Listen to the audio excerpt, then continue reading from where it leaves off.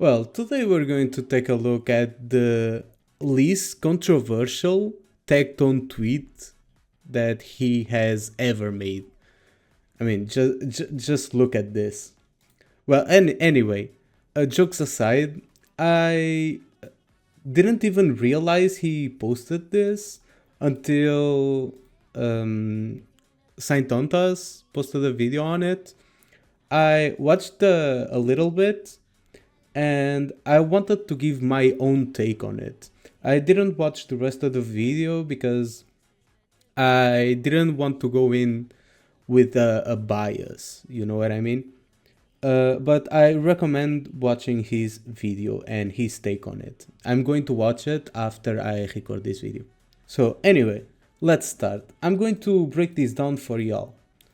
I will be comparing these gachas against each other. ZZZ versus wuwa versus Genshin Impact versus Honkai Star Rail.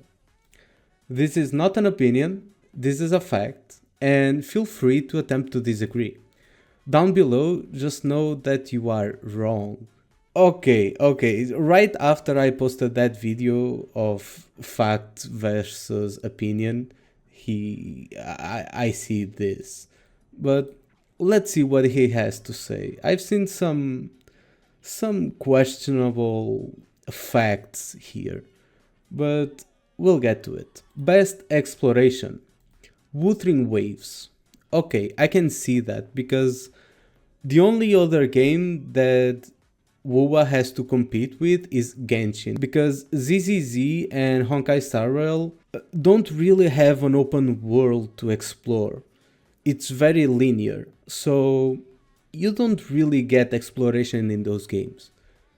And comparing Wuthering Waves, the way you explore, to Genshin Impact, everything you can do in Genshin, you can do in Wuthering Waves.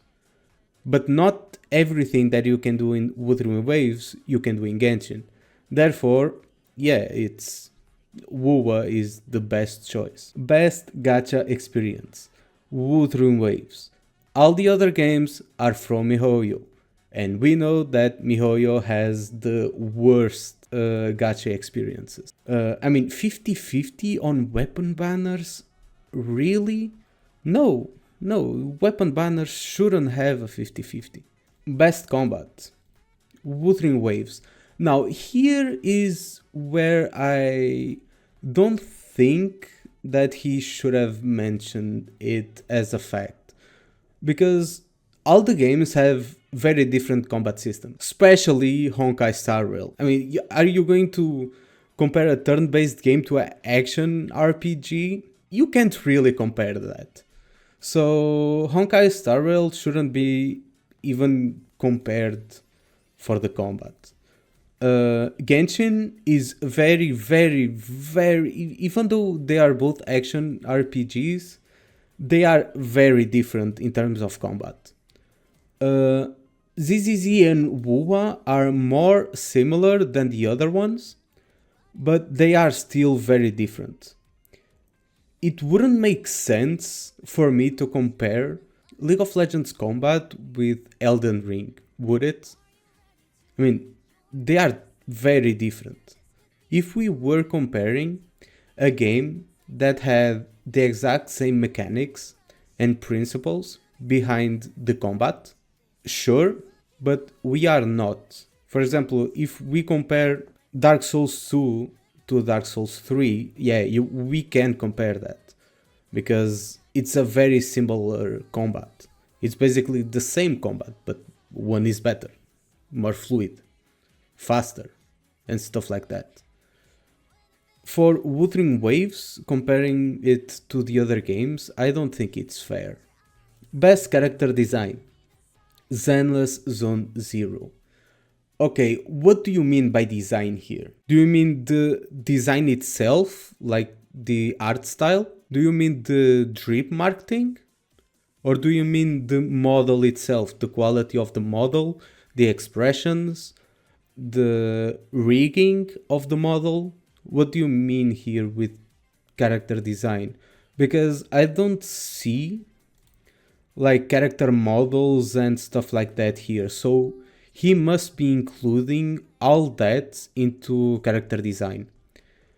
And Zenless Zone Zero, if that is the case, if he's comparing the character models themselves, skeleton rigging, animations, and stuff like that, then yes, Zenless Zone Zero is very good, and I can live with that. Even though I myself prefer Wuthering Waves models and characters. Okay, Wuthering Waves, if we're talking about the first impressions of like 1.0, I don't think it deserves, but looking at it after, especially after the Black Shores, when you get to the Black Shores and you take in the world, and then Renazita, day and night, damn, it's just beautiful. Though Genshin Impact also has a beautiful world design. Anyway, best combat animations. Zenless Zone Zero. Are, what are you talking about? The fluidity of the animations? Or the accuracy of the animations? I mean, he must be talking about like everything that includes animations of a character when in combat. So sure, I can see Zenless Zone Zero being the best one. Not my favorite again, but I can see it. I've seen some combat clips from Zenless and they look very, very, very nice. Best music, Honkai Star Rail. Honkai has really good music. Really good music. I haven't played Honkai in a very long time, and I still, to this day, sometimes go and listen to some of their soundtracks. And just saying, in some of these, categories, I would choose some other gacha games over these. But since we're only talking about these, well, we are only talking about those. I feel inclined to say that NIKKE would clean the floor with all of these games when it comes to music. But anyway, best story. Come on, Tectone. Oh, okay, best storytelling. So he must mean like the story in general. For example, the Canria incident, the Archon battle, Archon war, like in the past, like all that is just peak. All that is just peak. Genshin Impact did a very good job with all that, with setting the world and telling an amazing story. I mean, not telling, because the story we are playing right now sucks ass. I'm going to tell you the truth. Sucks ass. The only thing good about the story that we are playing are the finales. Like the last Archon mission is the only good one for basically every Archon questline. The story itself, the past, what happened in the past and stuff like that, is very good. Storytelling is absolute garbage. So best storytelling, Zenless Zone Zero. I've played a bit of Zenless Zone Zero. I'm going to tell you the truth. I didn't really like it, so I didn't keep on playing it. I played on 1.0, so I know that it improved a lot since then, but I don't really get the comic book like exaggerated animation style. You know, I'm not talking about the story here. I'm talking about something else, like the style of like the game. It's not really my style. But I can see them having a very good storytelling. Though Wuthering Waves with Renazita and what's coming might surpass it. But sure, Zenless Zone Zero can take the spot. It's okay. Best developer team. I mean, the other ones all share the same team, so I mean, not the same team, but the same company, so their interests are basically aligned. Uh, but yeah, Wuthering Waves just takes the cake by a mile. Best voice acting. Xenazone Zero, I have nothing against it. I think most of these games have amazing voice acting. But Xenazone Zero, sure, I can see that. Wuthering Waves has some characters that I don't know. So yeah, even though the voice acting with Wuthering Waves is very good, but there are just some like one or two characters that could use some improving. So yeah, best game for children. Is that a jab? Is that a jab? I see. Okay, Genshin Impact. Sure, I agree with that. The other games from Hoyo have a little bit more mature, like comedy. So yeah, best game for adults, Wuthering Waves. Yeah, because of the style and all. Also the setting of the world. Best endgame, Zenless Zone Zero. I I've heard they have a lot of endgame. That's something I've heard about. But I don't really know. Let me check. Okay, I just checked, and for what I saw, there are currently two endgame modes if I'm not mistaken. Maybe more, but I don't know. And adding that to the events and stuff like that, sure, I can see with Zenless Zero taking the cake here. But 2.0 is 2.0, no, not 2.0. 2.1 for Within Waves is right around the corner. So we will see about that in about 3 days. It might keep the crown, it might not keep the crown, and Wuthering Waves might take over. So we'll see about that. Most improved. Wuthering Waves, yes, I agree. Wuthering Waves is the one that improved the most, and it's not even close. But Zenless Zone Zero also improved a lot, or so I've heard because I haven't played. Also improved a lot. So props to them. Least improved. To be honest, Honkai and Genshin have evolved just backwards because they've gotten worse and worse. It's not even funny because while Wuthering Waves and ZZC keep improving, the other two games just keep on getting worse for some reason. Honkai Star Rail is getting some quality of life updates, but I think you need to wait like 3 months or something, and it's just chaotic. It's not even funny anymore. Best community, Xana Zone Zero. Any and everything that I've heard of or seen about Zenless Zone Zero are just memes. Memes and those chibi characters dancing to like random songs. I haven't seen them in any controversy.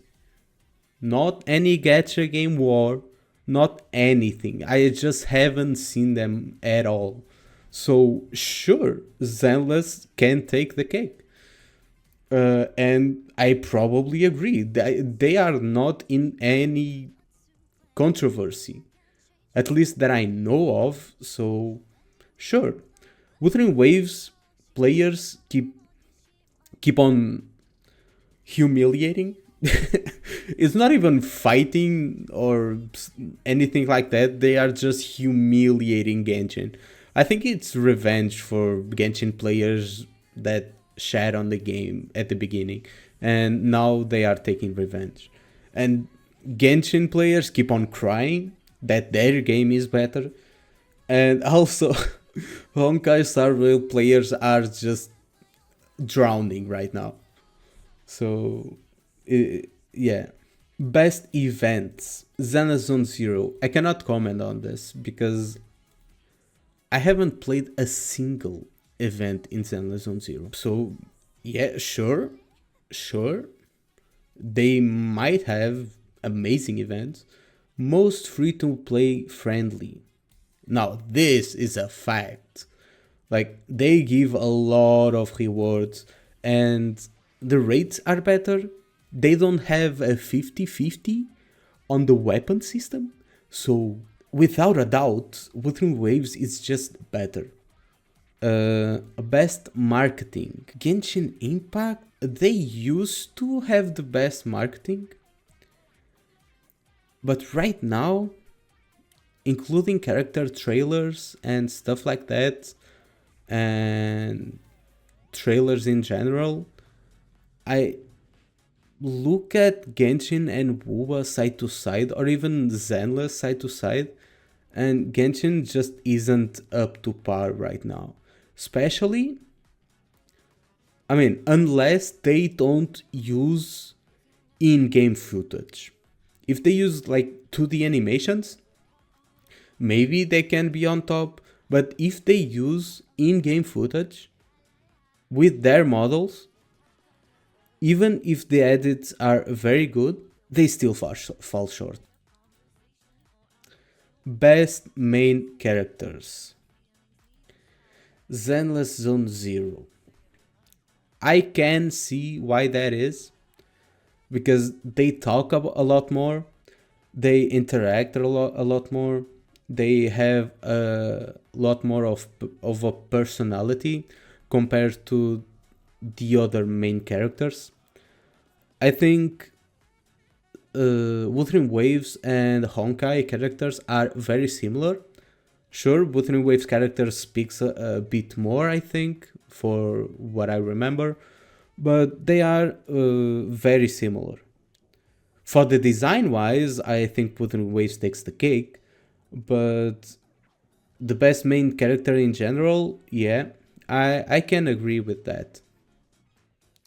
I'm saying this, but I really don't like Zenless Zone Zero, but I just have to state the truth, you know? It is what it is. My favorite game cannot always be the best.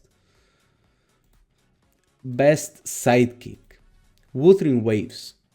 Yeah, yeah. I mean, at least Abby knows when to shut up, you know? Compared to a little someone. And he's just cool like that. He doesn't even want to be bothered. He only shows up if he's really needed. Otherwise, he just tells you to go away, I'm sleepy, you know. So, a perfect sidekick. Not annoying. His voice is not annoying. Doesn't have unnecessary dialogue. And he's actually useful. And he's cute. So, I agree. Best gun material. Yes. No question about that. Most generous. Wuthering Waves. I haven't played Zenless, so I don't know how generous they are, but I mean, if Tectone of all people is saying this, I mean, sure, must be true. Best quality of life. Wuthering Waves. Yes. Yes. Yes. The quality of life that they have introduced in the game since the 1.0 and the quality of life updates, they are just amazing in Wuthering Waves, and they keep improving. Have you seen the 2.1 live stream? I mean, Genshin could never. Best cutscenes, Zenless. I don't like the style of Zenless. I just don't like it. They are just. I mean, sure, but I think Wuthering Waves should have been here for the cutscenes. Most Predatory, Genshin Impact, without a doubt. Sure, Genshin Impact is predatory, especially on this last banner. Or I mean, these last banners, because they launched two banners of limited characters at the same time. None of them were reruns, and they didn't give players any events or free rewards during the release of those characters. And they gave the rewards and free stuff after the banners were already gone, so people had to spend money. That's why that website everyone uses to say Genshin makes a lot of money said that they made over $100 million, or just under $100 million. Why do you think that is? Because of predatory practices. Just the thing is, sure, they made $100 million, but look at what they had to do to achieve those $100 million. I don't see many people comment on this, because sure, they are making a lot of money, but look at what they need to do now to get the same amount of money as before. So anyway, next up, best cast, Zana Zone Zero. Sure. Again, I haven't played it, but I have seen some things, and they seem to utilize every character in the game. As for example, Wuthering Waves, some characters just do not exist. Sure, they are in the game, but in the story, they do not exist yet. So I can see Zenless taking the cake here. For Genshin, the character appears once during a quest, and then you never see them again. You may have like a quest for them if they are a 5-star, like a personalized quest, or if they are a 4-star, they might eventually get like those dating events, but that's it. They appear once, and then they are forgotten for like 2 years until they appear in one random event. So yeah, I can see Zenless winning this. Most underrated, Wuthering Waves. Sure. If most underrated means that most people are trashing it because they play Hoyo games, then sure. Sound design. It better be, because the whole game is based around sound. So Wuthering Waves better have the best sound design. Basing the game around sound and then having trash sound design, that just doesn't make sense. So they have to have great sound design. Best skins, Wuthering Waves. Wuthering Waves doesn't have a lot of skins, but Jinchi's skin just clears everything from the other games. Just clears everything. Best gear system, Zenless Zone Zero. Now, if the gear system in Zenless is anything close to Genshin or Honkai Star Rail, then Tectone is tripping here. But if it's different, and it probably is different if he's saying this, then sure, but I don't think it can be better than infinite farming. I'm sure MiHoYo does not let you farm for infinity or endlessly. They do not let you do that. Maybe it's a bit easier to get gear, or maybe you can craft gear or something like that. But I don't see MiHoYo giving you a lot of freedom when it comes to gear. Just look at their other games. He's stripping here. There's no way Xandas is better than infinite farming. Best mobile experience. Honkai Star Rail. I agree. It's an AFK game. If you have the perfect team for the battle, then it's an AFK game. And AFK games are the best for mobile. You don't need reaction time, even if you have to manually fight.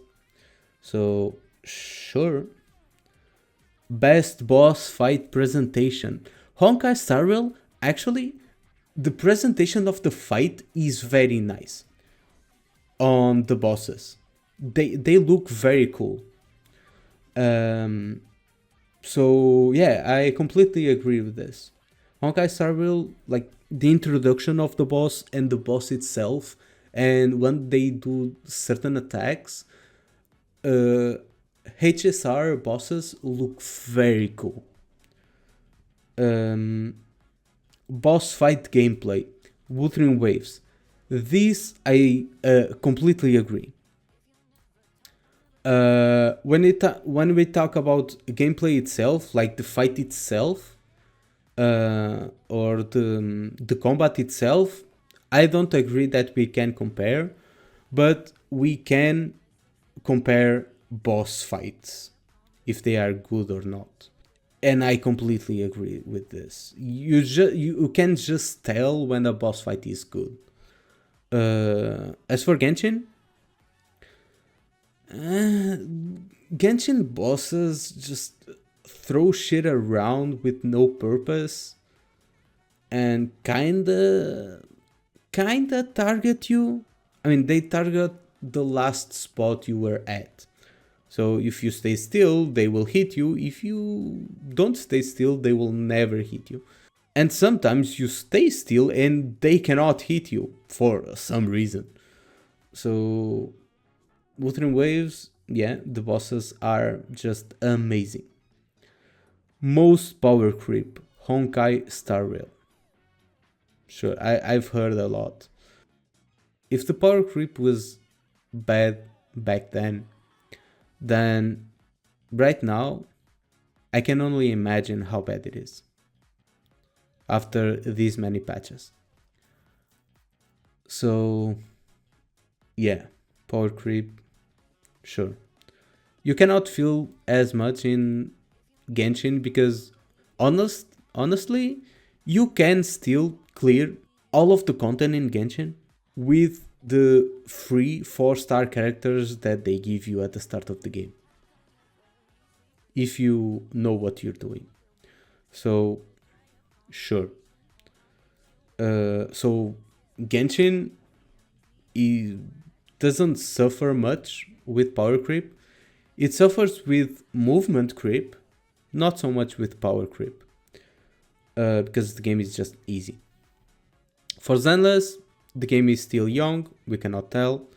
For Wuthering Waves, same thing, but I think Wuthering Waves has stronger protection against power creep. So as long as the game is not balanced towards being weak to only one character, then Wuthering Waves will probably never have power creep. I mean, if the devs know what they are doing, which I hope they do. Best UI, Genshin. Genshin's UI is very outdated. It's very easy to use, but it looks outdated and it feels outdated. Best companion quest, Wuthering Waves. No comment on that because I haven't done any companion quests in any game other than Genshin. Best world quests, Wuthering Waves. Yes, because you can skip them. I'm kidding. Wuthering Waves world quests are Actually, very interesting. But also, if I just want the rewards, I can just skip it. I skip it and I fight a bunch of stuff and I get the rewards. Meanwhile, in the other games, you cannot skip it. And you have to go through it all, especially Genshin. As for ZZZ, when I played, I could skip the main story quest and I could not skip side quests. I don't know if they changed that, but it's a very annoying thing. Why can you skip main quests and not side quests? That doesn't make sense. Just let me skip everything or nothing at all. Like, pick one. Anyway, I'm getting off track. Um, Best main story quest. Okay, Tectone. I agree with you for the most of these lists. Like, most things on this list are like either passable, like I understand why it's the best one, or yeah, I completely agree, this is the best one. Or it's a fact that this is the best one, even if I don't agree with it. But this is just not true. This is either baiting us or something else. This is not true. If we take into consideration that most of these comparisons take like into account everything involving that specific thing that he talked about, for example, best story like involves the world and everything like that. Best music involves combat music to like character music to environment to everything, like cutscene music, boss music, everything. Like character designs involving the models itself and the design and all these other things. If we take into account that best main story quest takes into account pacing, just the pacing alone, Genshin would instantly lose no matter how good the story is. Just they would just lose.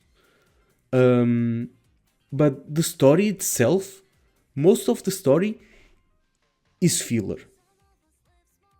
I'm sorry, most of the story in Genshin Impact from Inazuma forwards is filler.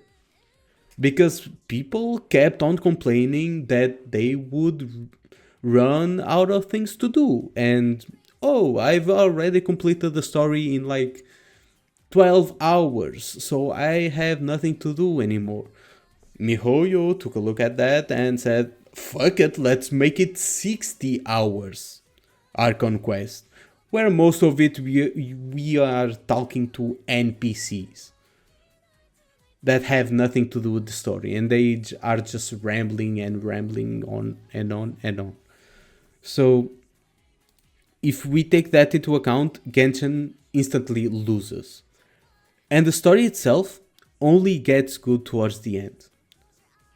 When, sure, we are building up that tension, like backstory and stuff like that, but only in the end, when it all resolves and we get the ending and we know the truth behind the Archon and everything that happened in like that region, only then does it become good. But the path towards it is painful, is very painful. So no, I don't think Genshin should be here. Any other game, sure. Genshin, no, shouldn't be here. Even if the payoff is very good, it's not worth it to go through the pain. Especially 5.0 and forwards, because I've seen some spoilers of the Archon Quest, and it's just It's just bad. It's just bad. So here I would place either Wuthering Waves or Xenazone Zero.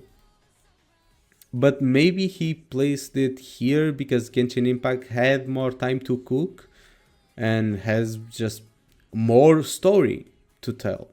So maybe that's why he put Genshin here, but I don't not agree with it. I prefer quality over quantity. So most beginner friendly. Xenazone Zero. Is it? I mean, if it's easy to play at the start, sure. But I don't think any of these games are hard at the beginning or don't give you anything in the beginning.